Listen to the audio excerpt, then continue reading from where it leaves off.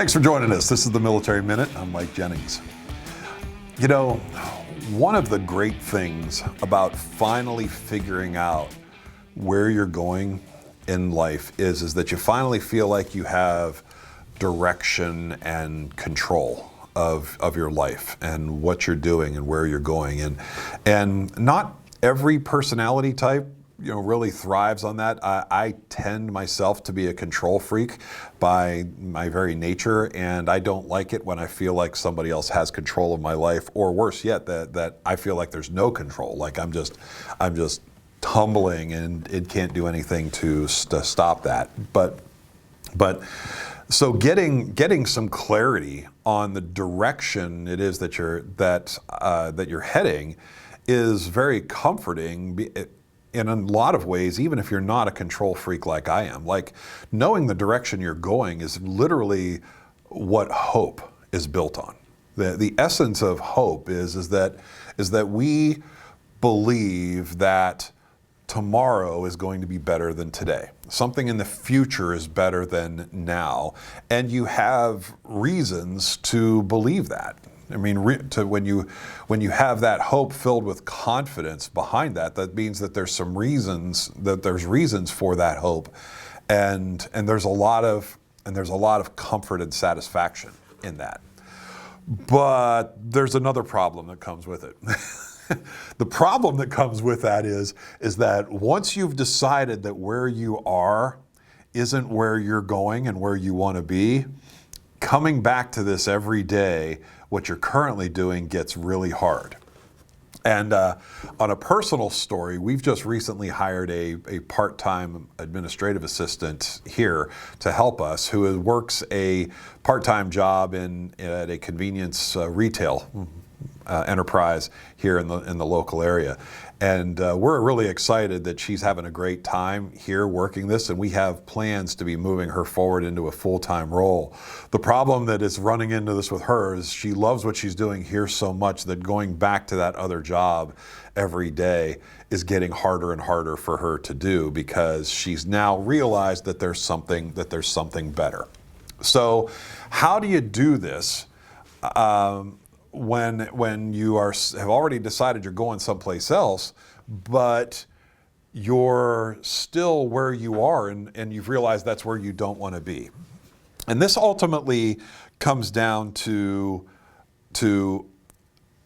starting the planning process, because there's this point where now I have an arrow that's pointing in the direction where I'm going. Now, to make me feel better while I'm doing what I'm doing right now, I've got to start making plans to help me get there, and start putting a process in place to figure this out. So that's the great news about this is that you don't have to.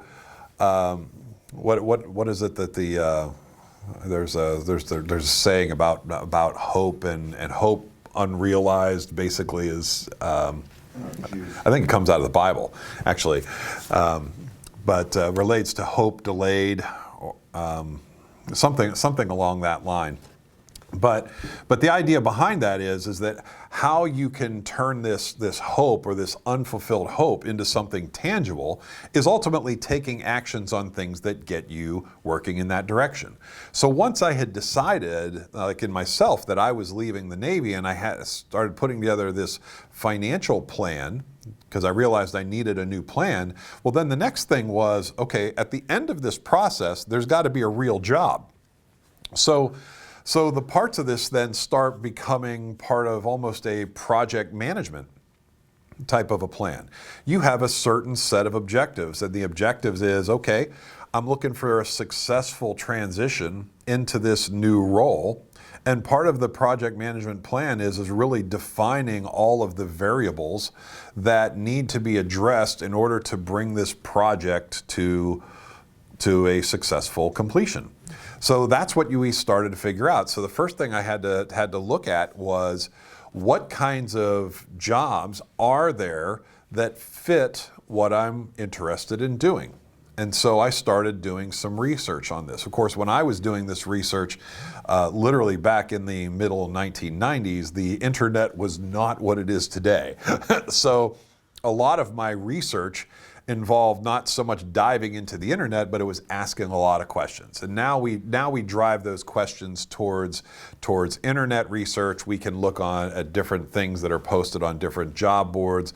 Of course, the military transition has become a lot more commonplace to have these things be more successful, and you have networking tools now like LinkedIn, to where you can reach out to former shipmates or squadron mates there that you've worked with in the past, to be able to say, okay, tell me about your transition, and be able to learn these things. So these resources are certainly here, but ultimately, however it is that you're doing the research is that you're starting to use a military term, we're prepping the battlefield, right? You're gathering intelligence on what it is that you're going to be engaging and moving forward. So yes, this is like a project management, but this is also like a military campaign. Who are the players that are out there? Who do I need to be talking to? What are the kinds of jobs? What kind of companies do the kinds of things that we do? And then of course, then after you start to identify who these people are, well, then the next step then becomes, how do I start to connect with them? And how do I start to explain my military background, or the training and education and experience it is that I have, to be able to address that? But the first part in this, and the objective for what we're talking about today, is simply just, how do I continue to maintain that hope and the optimism of where I'm going, and be able to go to work every day and still do a good job, knowing I'm moving someplace else? And the answer to that is to continue to research and continue to prepare for this new life, and put that project together in a timeline.